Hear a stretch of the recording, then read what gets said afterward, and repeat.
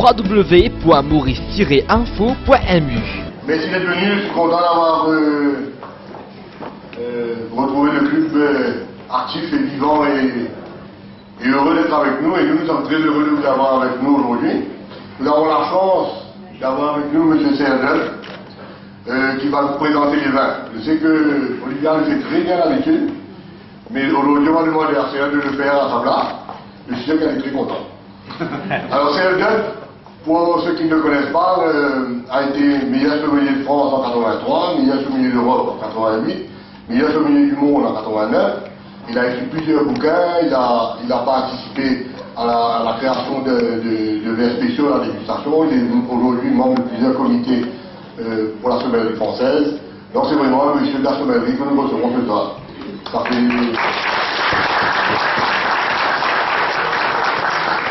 fait plus de 30 ans qu'il travaille à l'Auberge de Lille. L'Auberge de Lille est à 3 macarons Michelin depuis 45 ans, parmi les 100 meilleurs restaurants au monde.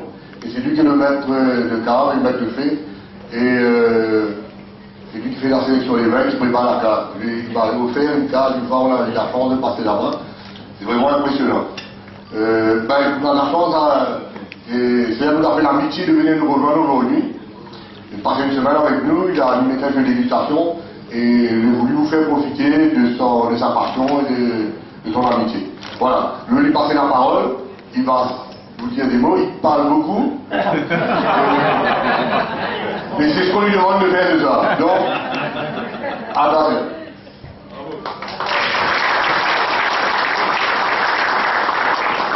Merci Benoît, merci à la Société Grace, merci à la Valette et à Alexis Arel et toute son équipe de me permettre d'être ici à Maurice. Vous n'avez pas de chance. Il a dit que je parlais beaucoup, ça m'arrive effectivement. Je viens vous présenter les vins. J'essayerai de vous les faire vivre un petit peu. Je sais que vous êtes d'excellents. Je sais que vous êtes d'excellents dégustateurs et que vous êtes des amoureux des bons vins. Je voudrais. Sachez que je suis un petit peu dans mes petites chaussettes parce que j'ai devant moi un auditoire très important et je vois qu'il y a pas mal de Valentines. Ah, ça me plaît beaucoup parce que je suis un vrai Valentin. Alors donc,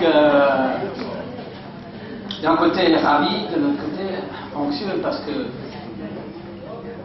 le monde du vin, on s'imagine toujours que c'est quelque chose uniquement pour les gaillards, hein, les mecs qui savent, particulièrement les Français, quand ils viennent au monde, ils ont l'impression qu'ici il n'y a qu'eux qui connaissent le vin. Ça ne marche pas comme ça. Les femmes ont un palais et aujourd'hui, c'est accepté. Dans notre profession, nous avons des sommeliers. Alors, il n'y a absolument aucun complexe à avoir, homme ou femme. C'est la même chose. Quand on parle de vin, on a les mêmes perceptions. Je vais nuancer d'un individu à l'autre, mais ça marche très bien. Ce soir, je sais que vous avez eu la chance d'avoir un apéritif. Le thème, c'est des vins francs, des vins justes, des vins exacts, des bons vins, des vins de rapport qualité-prix remarquablement bien placés. On est toujours, notre métier de sommelier. Bien sûr, on a de la chance, on est pour gâter, on est continuellement dedans, on a la chance de goûter parmi les meilleurs vins du monde, des vins les plus chers. Mais acheter des vins les plus chers, c'est pas compliqué. Du moment qu'on a beaucoup d'argent, on va sur le net, on cherche les 100 vins les plus chers du monde et on se fait une magnifique cave. Mais c'est pas une cave forcément qui a une âme. C'est une belle cave, mais à condition juste de pouvoir l'acheter. Le monde du vin est beaucoup plus large que ça. Sinon, notre métier de sommelier n'a aucune raison d'exister. Les sommeliers sont là pour trouver des beaux vins, qui ne sont pas forcément parmi les plus connus, d'excellents vins, des vins, comme je vous ai dit, avec des qualités que je vous ai dites tout à l'heure, mais sages au niveau du prix. Et ça, c'est du bon travail, c'est du beau travail. Alors, ce soir, nous allons travailler sur les vins que vous allez voir, qui j'espère vont vous rendre heureux. Parce que la meilleure qualité d'un vin, c'est de rendre les gens heureux. Mais surtout, la plus grande qualité des vins, c'est des vins qui entretiennent la soif, qui donnent envie de boire. Je vous ai observé là, à l'apéritif, il me semble qu'il y en a déjà, ils n'ont pas le droit de conduire après. Alors, donc il faudra juste penser à gérer. J'ai vu que les verres se vident, se sont vidés. Et ça, il y a des vins, quand le verre se vide, c'est formidable. Il y a des vins, des fois on en parle, mais le verre ne se vide pas. Alors il peut peut-être y avoir un problème, mais en tout cas, le verre vide, c'est un verre qui vous a rendu heureux. J'espère que ça va être le cas ce soir. Et j'espère pouvoir parler un petit peu avec vous également. C'est pas un monologue. Hein. Si vous avez des questions, je suis à votre disposition. Le premier vin que vous avez goûté est un vin de France. C'est des fumées blanches et je crois que si je me souviens bien, c'est un 2011. Une maison qui s'appelle Lurton. Lurton, quand on entend Lurton, cac, dans la tête automatiquement, c'est Bordeaux. Et c'est la famille Lurton, c'est des grands faiseurs, c'est des très bons faiseurs. Et là, en l'occurrence, ce soir, ils nous ont présenté un vin qui est remarquablement bien.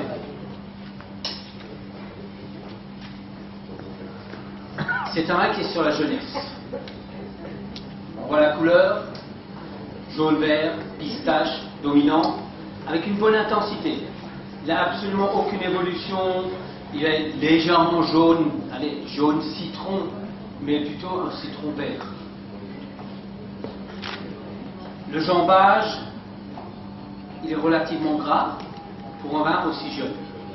Mais ce qui est intéressant, c'est sa vivacité, la brillance, l'éclat, avec des nuances légèrement argentées. Le bouquet, je dirais que c'est plutôt un bouquet aromatique, parfumé. Donc ce n'est pas un bouquet discret, c'est un bouquet qui sort facilement du verre. C'est assez fruité, assez aromatique, mais en même temps, lorsqu'on le sent, il y avait une belle fraîcheur, une vivacité. Une fraîcheur qui n'est pas du tout agressive, au contraire, c'est remarquablement bien l'équilibre.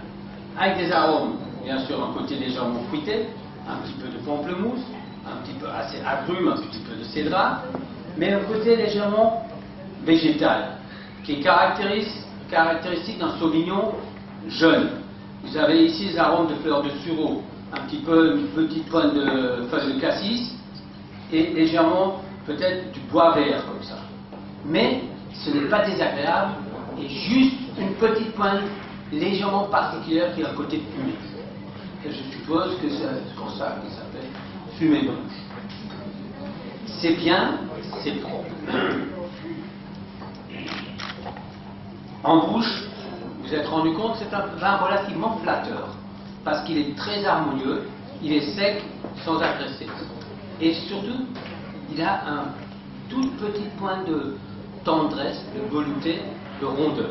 Cette rondeur qui lui donne aussi la possibilité d'éclater en fin de bouche. On retrouve ce côté parfumé aromatique du cépage Sauvignon qui est là, qu'on peut trouver en France, mais qu'on peut trouver à travers dans d'autres endroits au monde, en particulier par exemple, vous pouvez trouver en Autriche, vous pouvez trouver des très bons vins de Nouvelle-Zélande, où le Sauvignon s'exprime bien. Ici nous avons un vin qui est plutôt charmant. Il a une bonne longueur sans être exceptionnel. C'est un vin qui est propre. Je pense que c'est un bon vin d'apéritif, même si ce n'était pas forcément le plus léger. Il a quand même une belle charpente sans être trop puissant. Comme entrée en matière, je pense que c'était une bonne chose et j'espère que vous avez le palais propre, net, pour découvrir l'autre vin. Il y a un petit changement par rapport à la feuille que vous avez devant vous. Nous allons goûter maintenant le deuxième vin qui est sur la liste. En l'occurrence, normalement, pour que je ne dise pas de bêtises, vous allez goûter un autre Sauvignon blanc d'un producteur qui s'appelle Pascal Jolivet, qui est dans la Loire, qui s'appelle Attitude. Et c'est un vin de pays de la Loire. Bon, la Loire, je suppose, ça se trouve, et la Loire est capable de produire d'excellents vins, et en l'occurrence, vous avez Sauvignon. Sauvignon qui est capable de produire les Sancerre et les fruits humains. Là, vous avez une appellation un petit peu plus large qui couvre le 20 pays de Loire complet. Mais lorsque vous avez des gens sérieux qui savent faire, ça devrait. Alors nous allons le goûter ensemble. Alors je sais que votre club, c'est un club sérieux. C'est un club d'amoureux de vin. Alors, juste une chose, tout ce que je vais vous dire, je le dis avec beaucoup de sincérité. Mais vous n'êtes pas obligé de percevoir exactement la même chose et de l'accepter. Vous existez en tant que personne.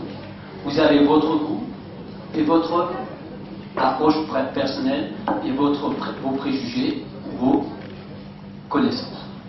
Alors, je suis à votre disposition, éventuellement si vous avez l'une ou l'autre question par rapport à ça. La dégustation que je fais, que je pratique régulièrement, vous allez la faire, si c'est possible, parce que vous êtes un club de vin, donc vous avez l'art et la manière de goûter qui est professionnel. Je voudrais juste vous dire une chose. Gardez 1 ou 2 centilitres quand on l'aura goûté, pour prendre juste la gorgée, pour la boire, juste le vin pour lui-même. Et ça, c'est très important parce qu'à 90%, techniquement, la dégustation est juste, mais les 10 autres pourcents, c'est ce qui vous permet, vous, d'accéder à votre instinct, à votre sensibilité et à votre mémoire gustative. Cette magnifique mémoire gustative que vous êtes en train de travailler et que, au fur et à mesure, plus vous goûtez, plus votre mémoire gustative va se faire et ça va vous permettre d'avoir une opinion, un jugement et peut-être faire des dégustations à l'aveugle. Ce soir, on a été sympa, on n'a pas fait une dégustation à l'aveugle. Vous savez ce que c'est, les dégustations à l'aveugle? C'est parce qu'on vous donne un verre en main et vous ne savez pas ce que vous avez dans le verre. C'est la plus belle école de modestie et ça évite aux sommeliers comme moi, qui, soi-disant, sont les grands connaisseurs, qui aient des cheveux piquants ou le cou qui devient comme ça rend modeste, croyez-moi. On va en parler. Allez, on le regarde. Je vais faire le commentaire.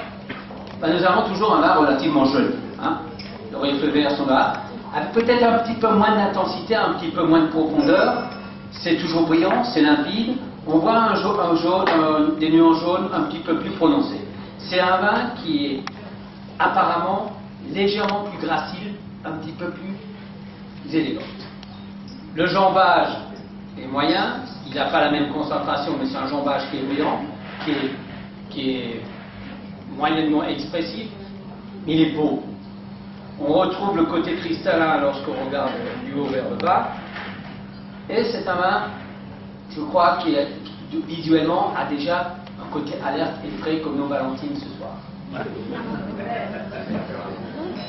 Le nez, je dirais le nez, à la fois légèrement plus élégant, plus retenu, moins riche et moins complexe que le premier qu'on a.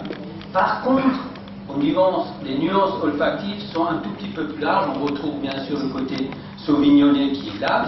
On retrouve le côté fleur de sureau, mais peut-être un tout petit peu plus aromatique, mais dans le raffinement, dans l'élégance. Nous avons ici également le côté légèrement agrume, mais mieux intégré. C'est un vin qui a une toute petite pointe de vivacité, une petite pointe de nervosité un petit peu plus expressive, mais ça reste frais. C'est un vin qui est engageant et qui donne envie qu'on goûte. Un petit peu plus, disons, un petit peu plus élégant, un petit peu plus élégant. 100% libre, vivez les grands faits de l'actualité mauricienne avec du son, de la vidéo et de la photo. L'info qu'il vous faut de l'île Maurice, c'est www.maurice-info.mu.